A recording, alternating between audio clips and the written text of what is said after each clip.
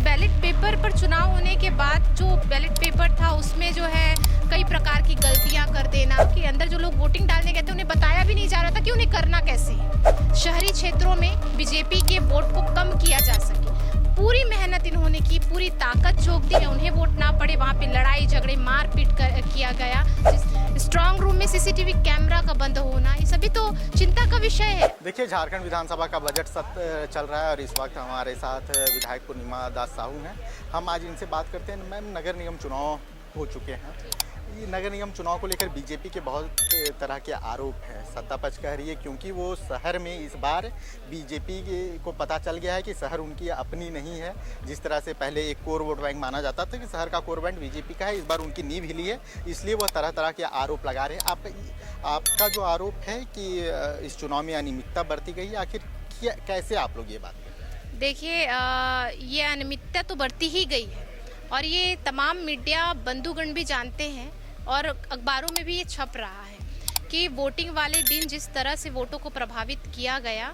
और इन्होंने ही कहा था कि बैलेट पेपर पर चुनाव होगा, और बैलेट पेपर पर चुनाव होने के बाद जो बैलेट पेपर था उसमें जो है कई प्रकार की गलतियां कर देना। अंदर जो लोग गए थे वोटिंग डालने, ऐसा तो जानकारी प्राप्त हुआ कि अंदर जो लोग वोटिंग डालने गए थे उन्हें बताया भी नहीं जा रहा था कि उन्हें करना कैसे है, वो भी उन्हें बताया नहीं जा रहा था। तो इस तरह से वहाँ पे षड्यंत्र रचा गया था कि कैसे शहरी क्षेत्रों में बीजेपी के वोट को कम किया जा सके। पूरी मेहनत इन्होंने की, पूरी ताकत झोंक दी कि किस तरह से बीजेपी को वोट ना पड़े, बीजेपी समर्थित जो प्रत्याशी है उन्हें वोट ना पड़े। वहाँ पे लड़ाई झगड़े मारपीट किया गया, जिससे लोग जो बूथ पर आए थे वो घर वापस चले गए। वोटिंग परसेंटेज घटाने का प्रयास किया गया। ये सभी चीज़ें हुई और वोटिंग होने के बाद भी अभी भी आप जाकर देखेंगे तो अभी तो वोट का रिजल्ट आना बचा हुआ है।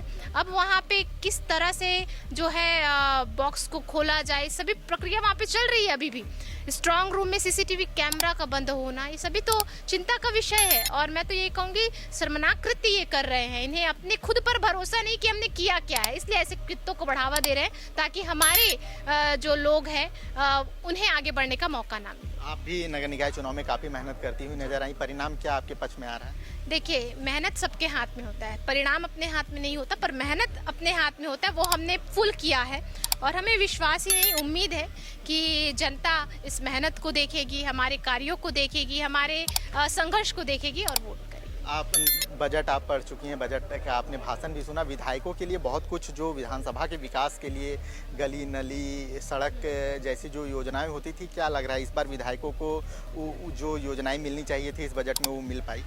देखिए, अभी तक तो कोई योजना ऐसा हमें मिला नहीं है।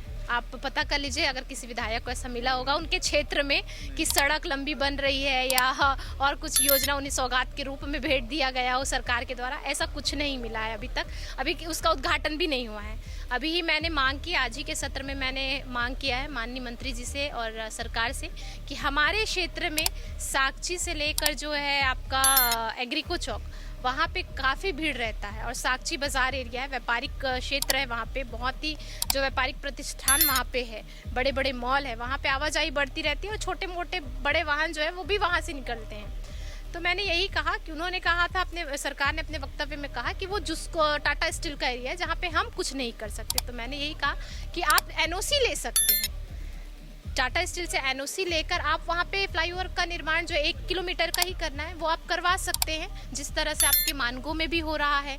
मानगो के उस साइड तो आपका एरिया है, पर इस साइड जो है आपका टाटा स्टील का एरिया है। उस समय भी टाटा स्टील से लीज लेकर काम किया गया था। मैंने यही जो है उनके सामने उदाहरण दिया और उन्होंने मुझे आश्वस्त किया है कि वो देंगे एक भेंट।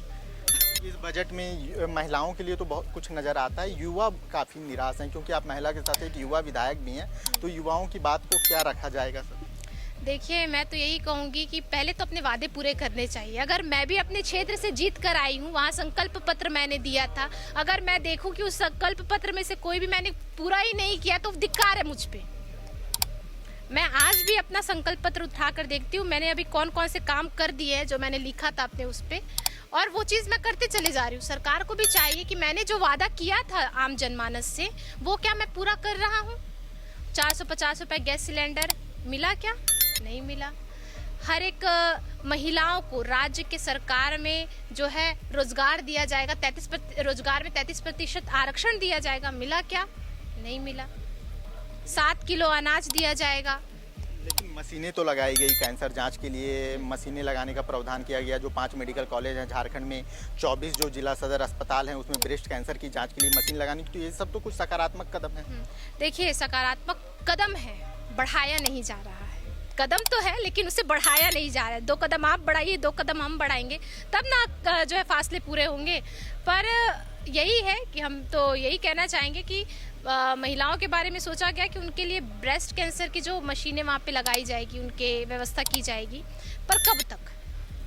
क्योंकि अभी तक तो ब्लड सेपरेशन मशीन के लिए जो मैंने मांग की थी अभी तक पूरा नहीं हुआ। इंतजार कर रहे हैं कि कब तक ये व्यवस्था जो है धरातल पर उतरती। बजट में जो एक चीज़ देखने को मिलता है, इंफ्रास्ट्रक्चर के विकास में तो ध्यान दे रहा है। जो झारखंड की सबसे बड़ी समस्या है, कोई कहीं भी मैन पावर नहीं है। मशीनें तो लग जा रही है, उसे चलाने वाला नहीं है। तो इस चीज़ को लेकर क्या आप लोग आवाज़ उठाएंगे सदन में? उठाते ही आ रहे हैं ना, मैन पावर है आपके पास और ना ही आर्थिक स्थिति। आप सरकार के जो है आर्थिक स्थिति अभी देखें तो वो ठीक नहीं है। तो ये दोनों चीज़ों की कमी है, तो सरकार को चिंतन करना चाहिए कि कैसे इन सभी चीज़ों को ठीक किया जा सके।